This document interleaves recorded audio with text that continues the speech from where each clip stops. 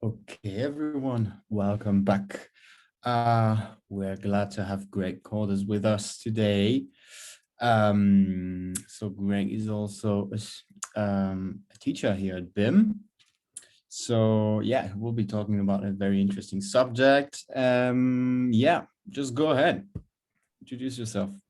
Thank you. It's been a while since I've had an introduction. No gigs, you just tend to open your laptop and get talking. So, yeah, welcome.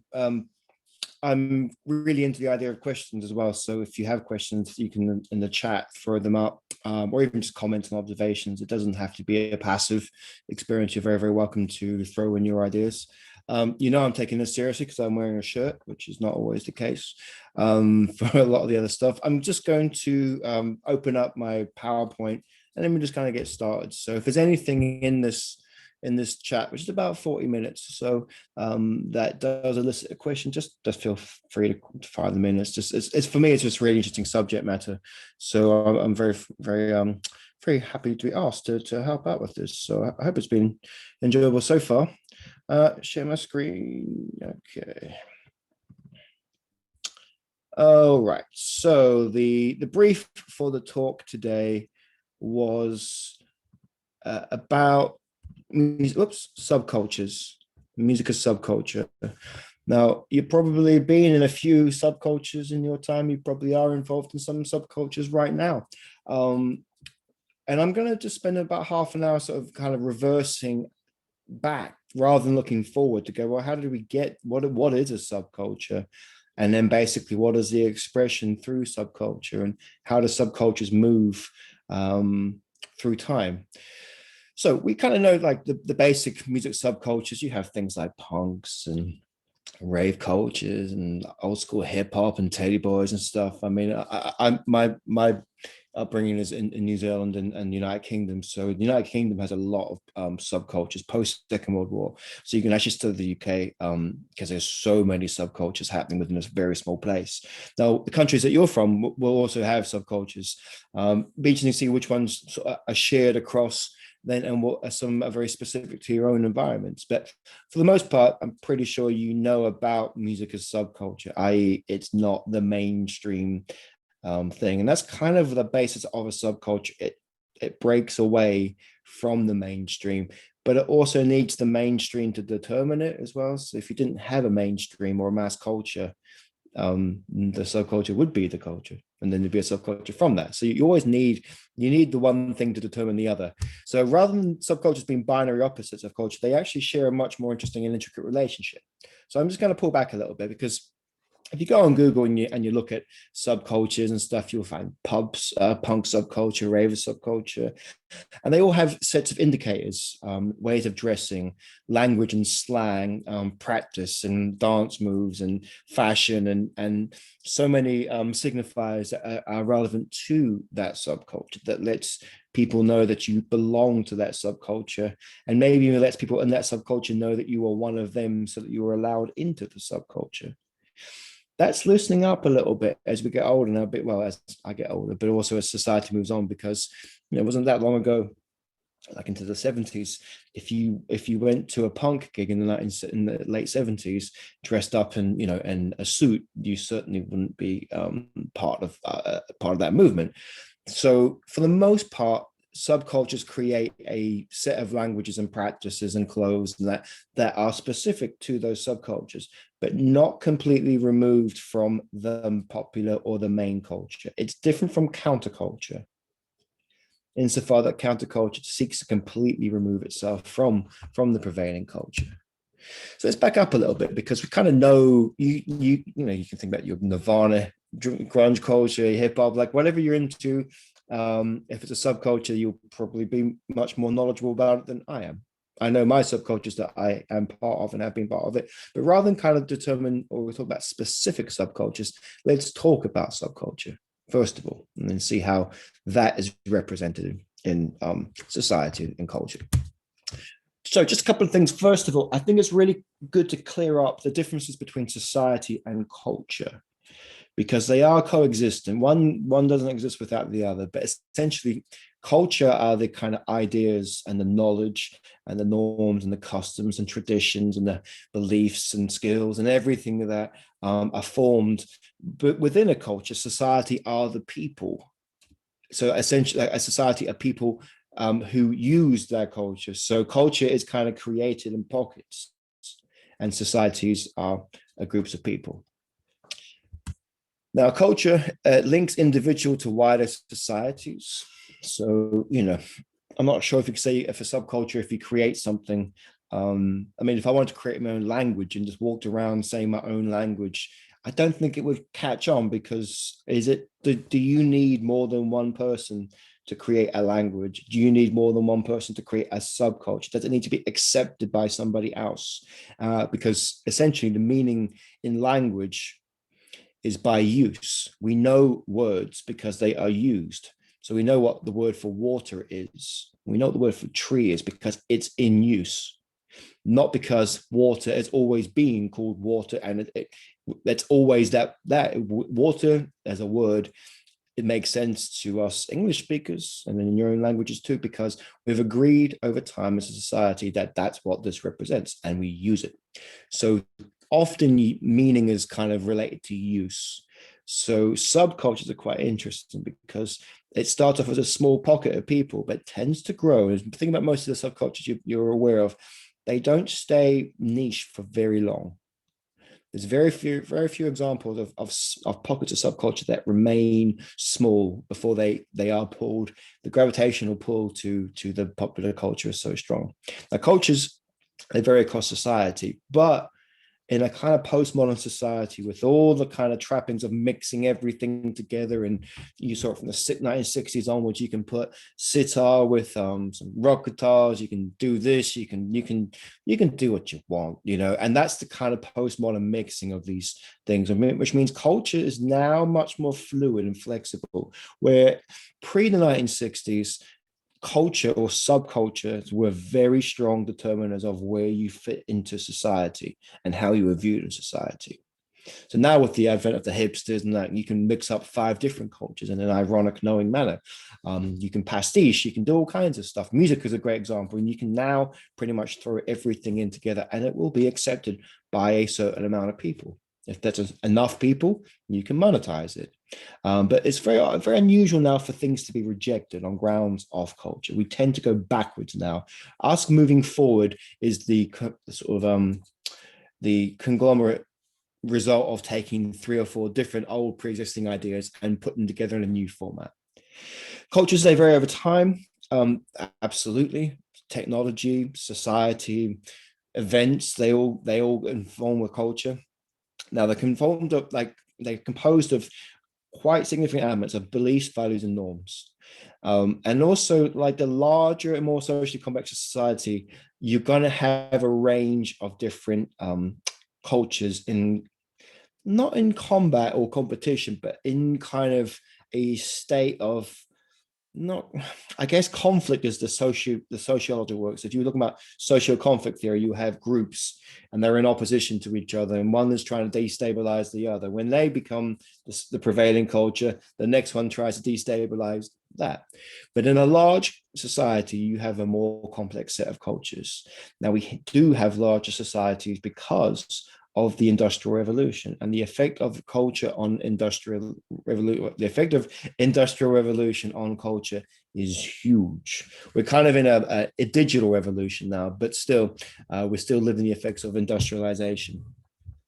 Now, in terms of where culture sits in a sociological point of view, you can argue from all kinds of ways. Like one would be a structural functionalist like view, where essentially like our human nature is a problem.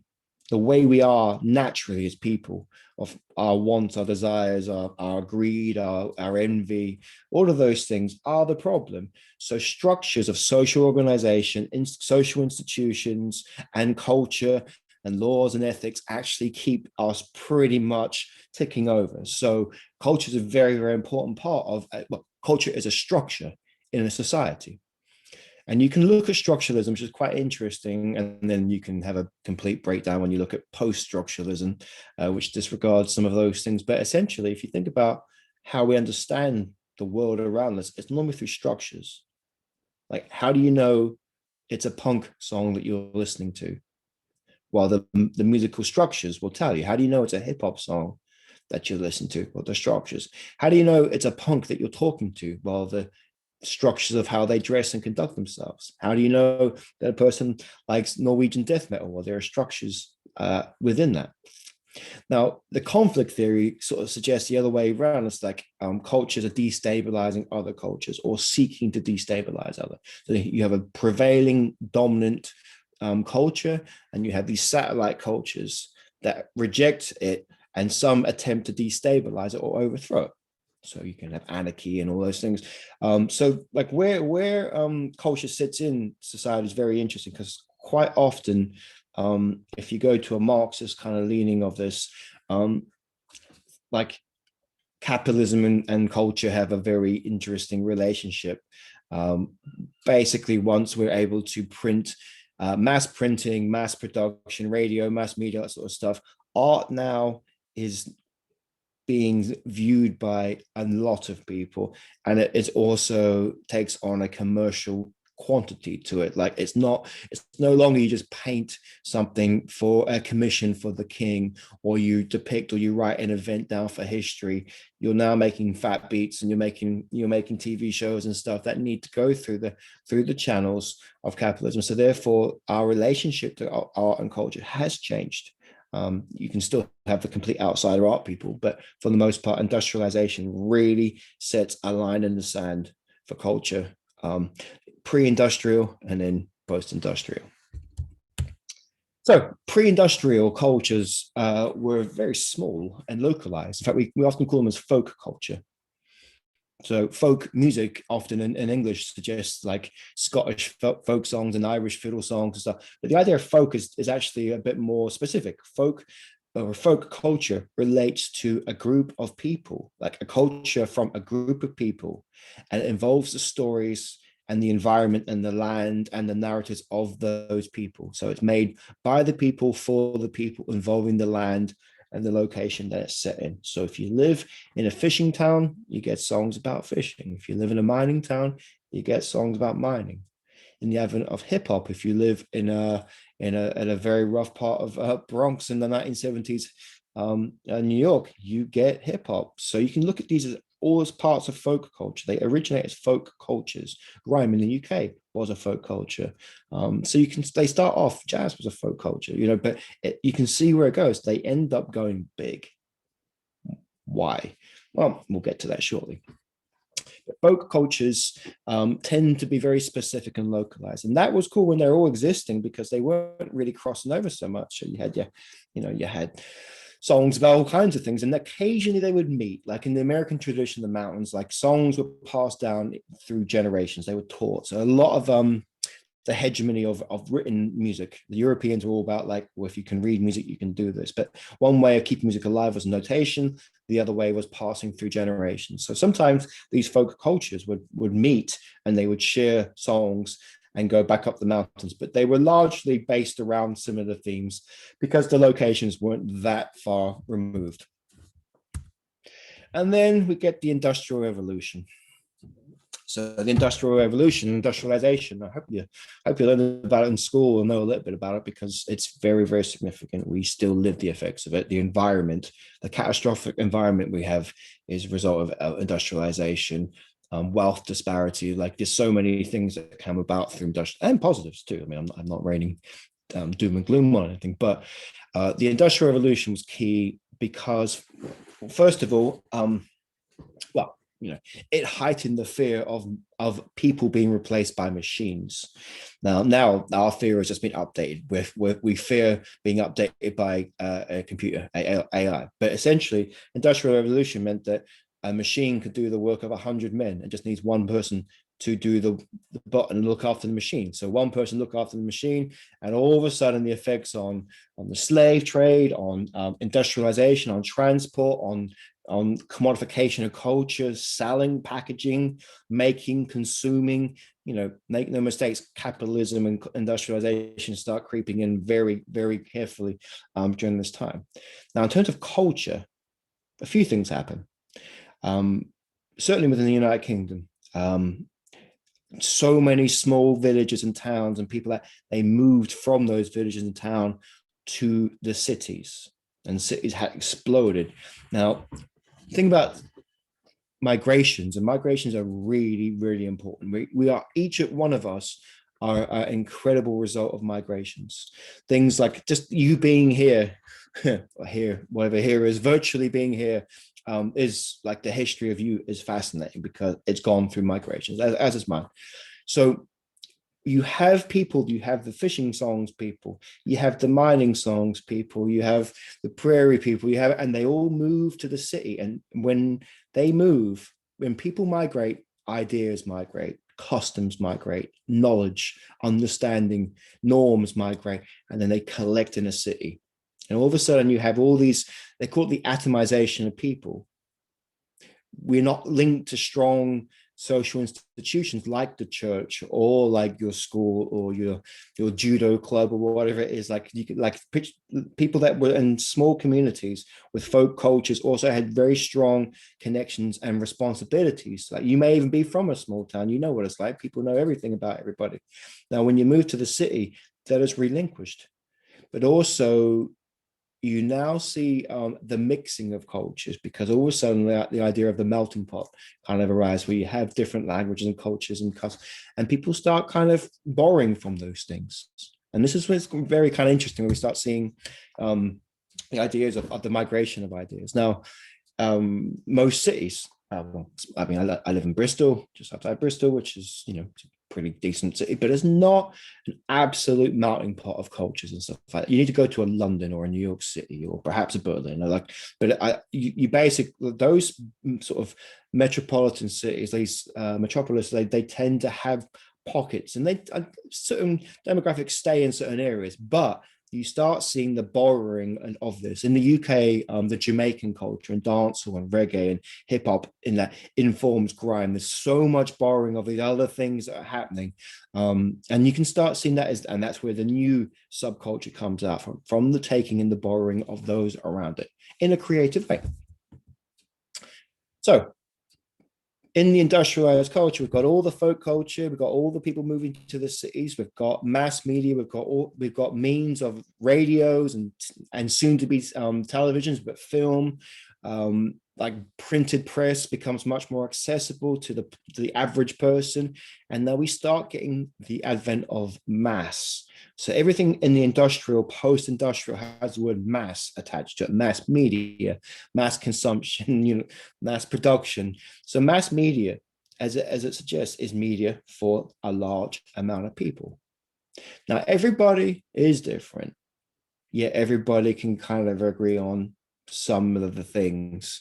So, as much as we might not like to admit it, sometimes you like some fast food. Not every day, but like occasionally you eat some fast food. So if all of us are occasionally indulging in fast food, then that's enough to keep fast food existing.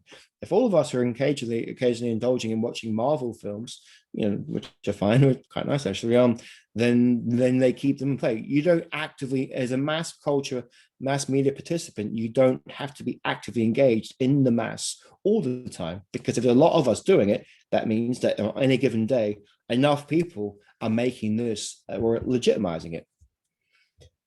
So when you get to the mass culture, then it kind of upsets the power balance a little bit, or it just requires, high society to separate itself from the pack again.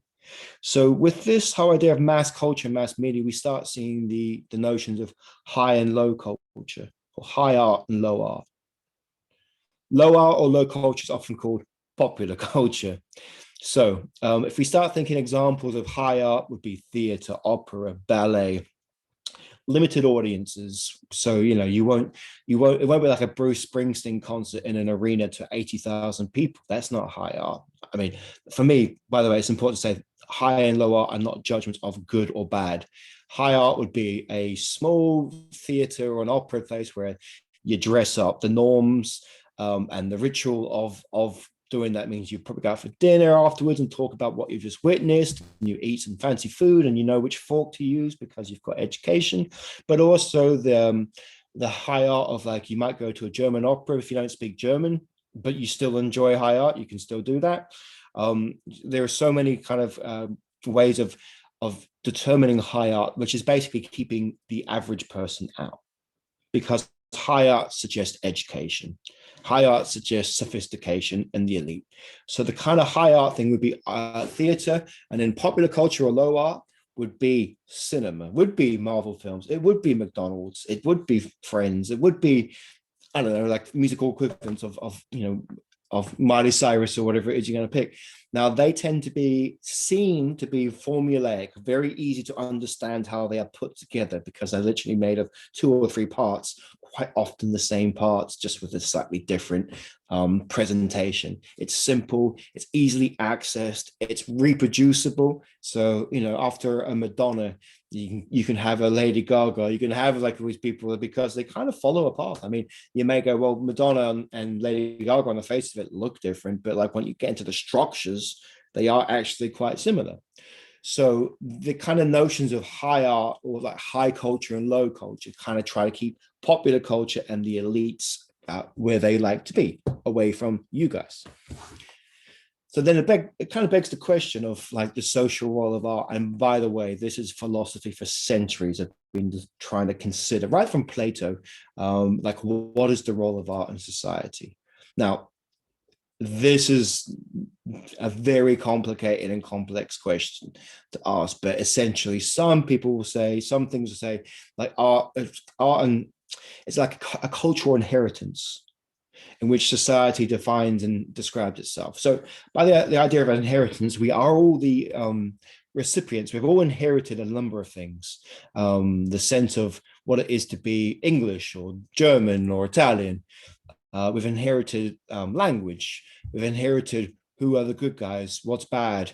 We've inherited names. We've inherited like pretty much everything. In some ways, we were born a blank slate, and then life has imprinted itself on us. So what we sort of deem to be interesting or good, like, are often culturally defined.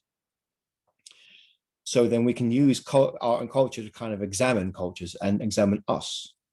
Now, there can be mirrors to society, and I'm very aware that there are movements against this, the modernist movement, the avant-garde, surrealism. There's definitely a lot of challenges to this. So this is why it's not an easy, convenient description. But essentially, it has an economic role and it has a political context too. So art is long being kind of used, as, I guess, in various forms of propaganda, but also how we immortalize ideas in people. Like, there was no Napoleon, there was no camera for Napoleon, so we painted pictures of Napoleon. So like, we have artists would be commissioned to paint battles or events, and that was the role of art, was to kind of immortalize those things. Art was also there to show your faith towards Jesus, or insert your God and belief there. It was very easy back then. And then all of a sudden now art it's been sold, it's been consumed, and people can make money. Average people can make money off art. And this gets quite interesting, because all of a sudden it starts loosening up again. Oh, by the way, if you are interested, there's a really, really great writer on all of this. He belonged to a collection of thinkers that collectively called the Frankfurt School, but there's a guy called Walter Benjamin, and he wrote a lot about the role of art in society, and also sort of mechanically reproduced art and what we actually experience when we're looking at a picture of the Mona Lisa on our laptops. What are we missing? So if some of these things get quite interesting, I would really recommend checking out Walter Benjamin, because a really, really beautiful writer. Okay, so we get into subcultures, because the idea of capitalism in art means that people can make money out of art now. So, Friends or whatever it is, like, pick your art form and say, okay, cool. What do we need? We need a crazy guy. We need a this one. We need a nosy neighbor. We need all the factors. Like, you can construct any story or song using component part or structures. We understand the structures. We also have the means to put the structures out to the world through mass media. which means the pop culture just grows and grows and grows. Now, as it grows, it absorbs and absorbs too. Which is why pop culture is actually very, very fascinating. It's not low art by any stretch. In fact, this is when bands like the Beatles start messing around with bringing high and low art together. So they'll have electric guitars, distorted guitars, but with orchestras, which is, you know, that's common now. But like these ideas of bringing these two worlds together. And with that, we start getting into like hegemonic ideas of what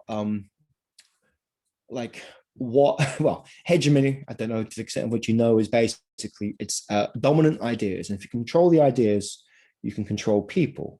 So rather than just like stealing stuff, convince them to give it to you, or rather like you can, and on a very big level, hegemonic ideas like are very, very destructive. Like the hegemonic idea that men are faster, stronger, smarter than women. Okay, so what's the result? Well, gender pay gap and all the patriarchal things. So these are ideas. They start off as ideas, and people can control the ideas. Then you get the big results.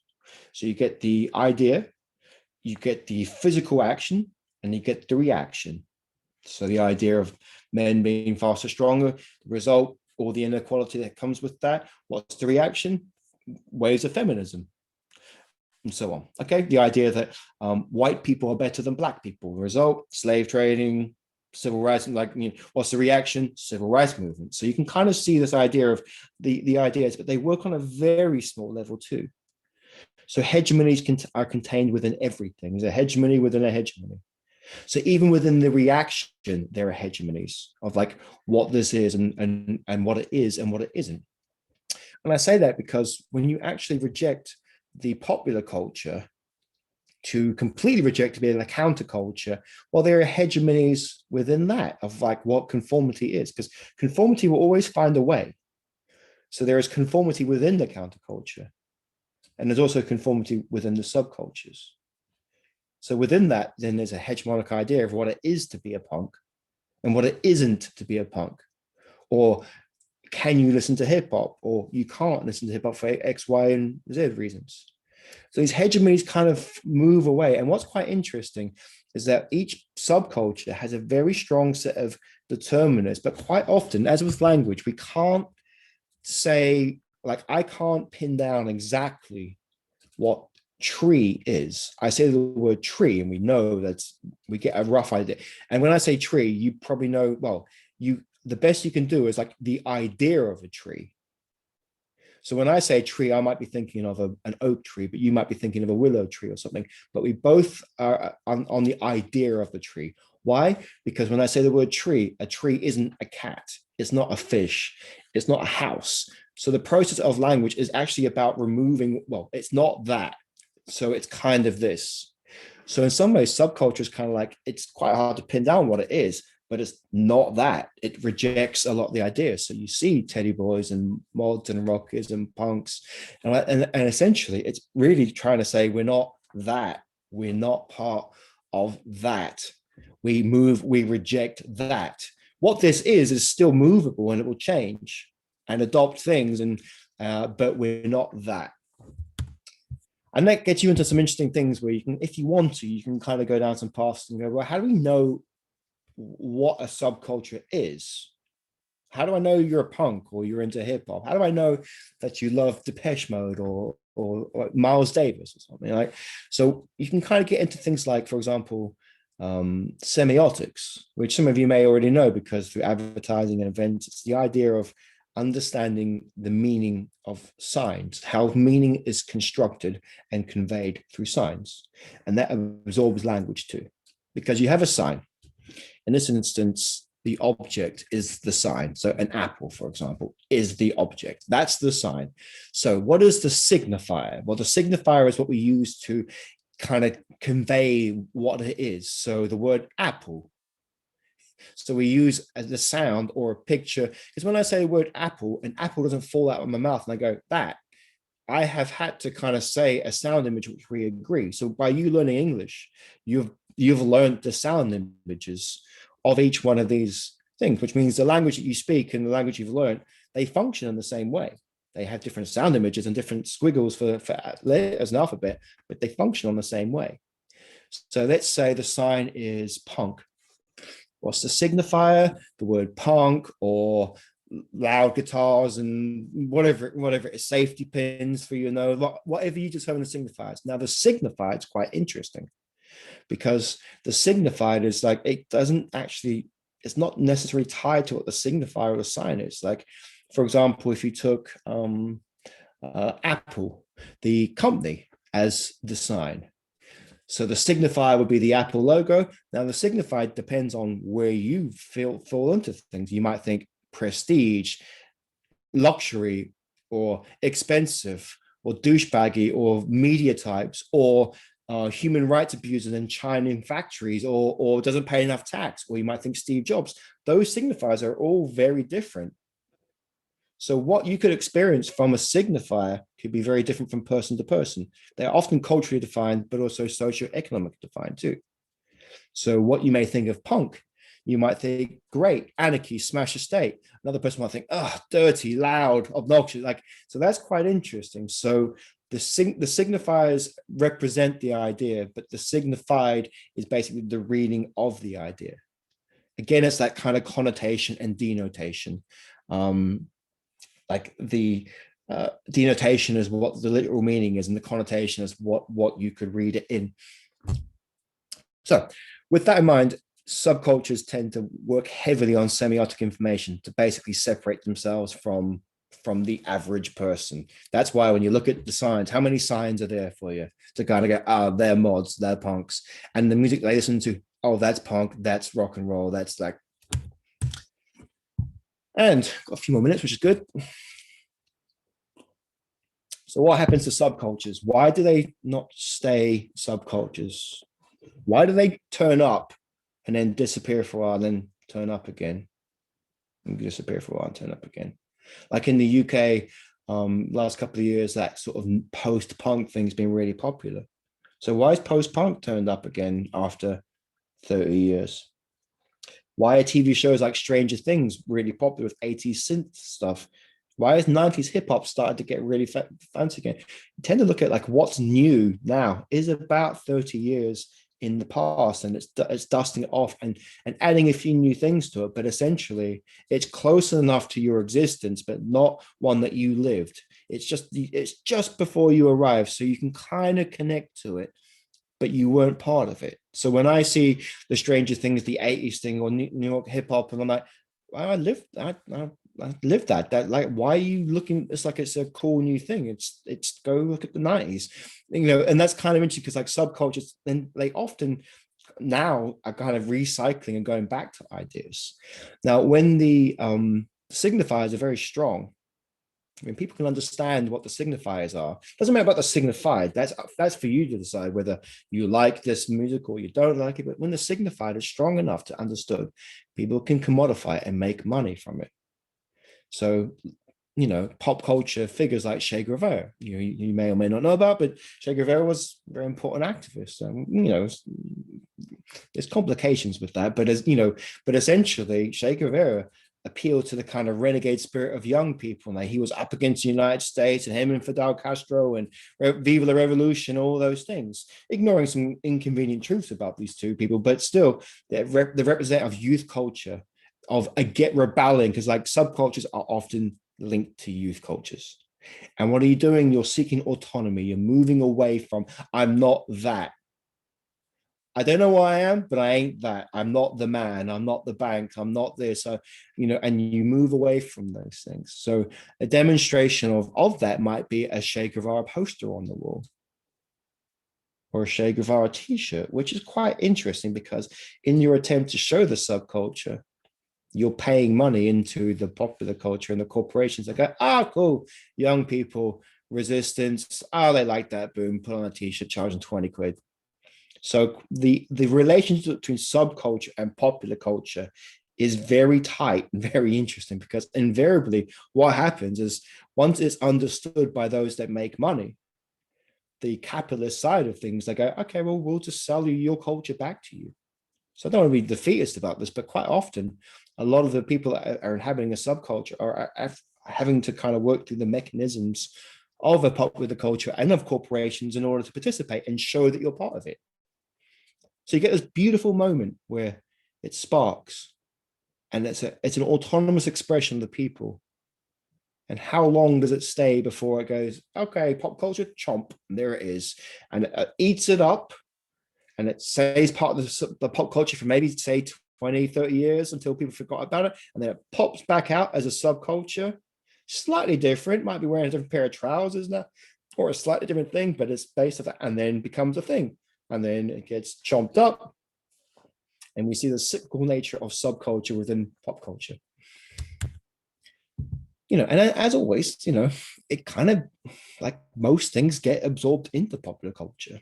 I mean, it's very hard to shock these days, like in music, and it's like most of the time music can't shock people. It's the actions within playing music or outside of music. But essentially, the prevailing pop culture is kind of swallowed up most of the subcultures and youth culture, which is kind of what drives subculture quite often. So what does that really mean? It kind of means, like, so if you were guessing what the next culture is, like, well, from a marketing point of view, people are, there's a lot of people that are paid to do that. There's a lot of people that are paid to kind of create the idea of a subculture, that sort of stuff. So what are subcultures? Are they autonomous expression of the people? Are they young people seeking autonomy and trying to go, I'm not that?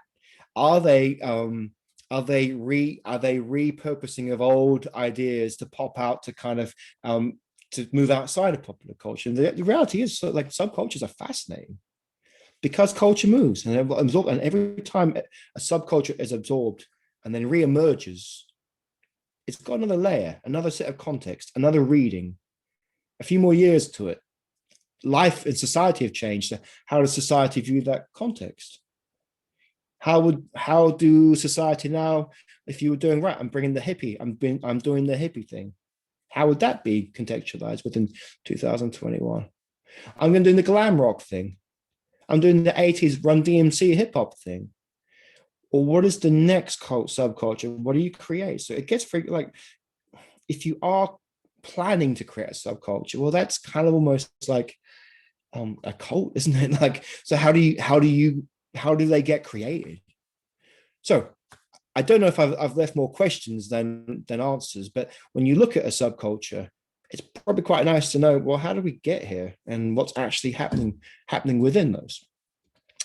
And I think that's me hitting my mark in terms of time. So I don't know if the chat is, I'm just going to, I can see a little bit of chat just in case it was telling me to wind it up.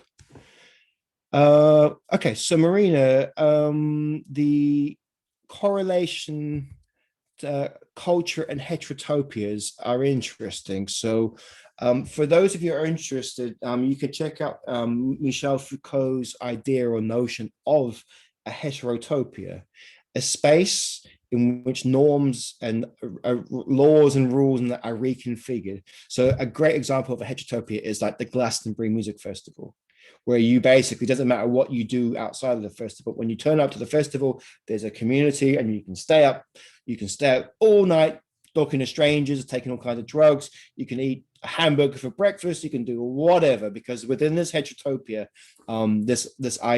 new ideas are suspended. So art galleries are heterotopic spaces. It's like there are so many ways of looking at heterotopias. Folk clubs are heterotopic spaces. Now, to try and have a go at Marina's excellent question, the idea of, well, I guess, I don't know how you think, Marina, but do cultures inform and create the heterotopic space, or is there a space in which cultures can move into and experiment and explore? So, those are the kind of questions that you can go, well, what drives one or the other, or do they drive, or are they just running, like, passing, crossing over a little bit? Like if there wasn't a need for hedonism, catharsis, community, all of those things, would you get a festival?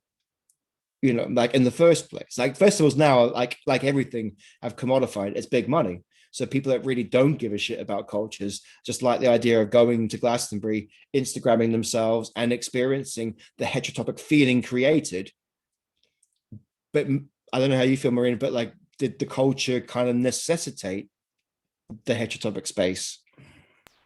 Yeah, definitely. That's super interesting because I mean, there has to be the demand for that space, and you know the culture for it, and also because the relationship between culture and identity, I feel like are very much. I mean, almost. I mean, it's hard to you could if kind of based on definition. It seems like they're somewhat one interchangeable. Is your identity your culture, and also and that's interesting in how that fits into heterotopia and the demand for it. That's another thing I just earlier on when you were talking about identity, it made me think a lot about is your identity your culture, or how is it influenced? Those when you kind of get into those terms, it seems like it's easy to kind of get a bit wishy-washy on them, Yeah, well, identity. So, what is culture? Is culture representation of your identity, or informs your identity, or both? So, like how I dress and how I represent myself as a 43-year-old male is different from how I was when I was 15. Like, so what did I like when I was 15? I liked the Bad Brains and Fugazi. I still liked them, but I was obsessed by the two or three things that I could attach myself to. So, in some ways, as I get older, my subcultures like maybe we through identity we attach to subculture through identity and community. So when I was 15, people that walked around in the small farm town in New Zealand that I liked, that wore a Nirvana t-shirt, like, oh, I'm like you, I can understand you because I'm not that. So then the heterotopic space becomes like the music room in your high school where the 3 or 4 misfits can go and play Nirvana songs, and so you start seeing these really beautiful complex sort of mechanisms of like identity, culture, and heterotopias. It's all very cool. So I don't know who I'm talking to other than Marina. So I hope that that is helpful. If there are any questions or anything that I haven't covered or did touch upon, and by the way, these are not truisms and absolutes. These are ways of analyzing and reading cultures. These are readings.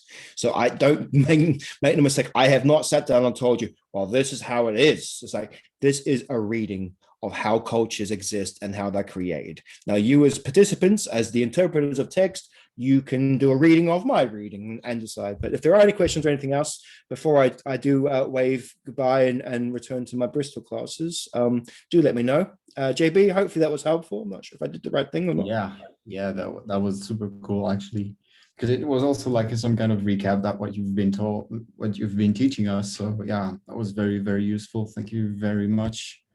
And thanks for your time once more. This was Pleasure. Well, it's great to see you guys doing things like this. I'm always supportive of you guys organizing and running things like that. So do ask me if there's anything I can do to help. And other than that, all of you, I'll see you. Maybe I don't see you, but I hope it's enjoyable. And thank you very much for having you. I'm going to shoot off and say goodbye. Yeah. Bye-bye. Oh. And we're gonna be introducing our next speaker very soon. So hang in there for a few minutes and we will be back around 25, please.